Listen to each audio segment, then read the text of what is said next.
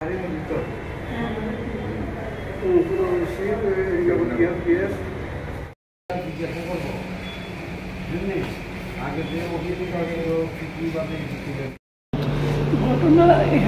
4-5 বছর ধরে ডিপ্রেশনের পেশেন্ট, মানসিকভাবে আর কি চিকিৎসা চলতেছে। আজকে 4 বছরের উপরে হয়েছে।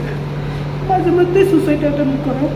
তো কালকে মনে করেন কেউ কিচ্ছু করলে অল্প ছোটোখাটো কথা মনে লাগাইলে আর কি ছেলের লোক ফোনে কিচ্ছু একটু কথা করা সেইটি দিয়ে রাগ হয়ে আসছে। কি করছে? কি করছে? নিজে লাগাইছে। কি নাম ওনার? রাকেশ। বয়স কত?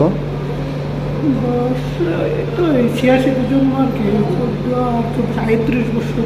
স্বামীর নাম? তপন সিং। বাড়ি কোনখানে? কালকে কোন সময় ঘটনাটা? কালকে বিকালের দিকে।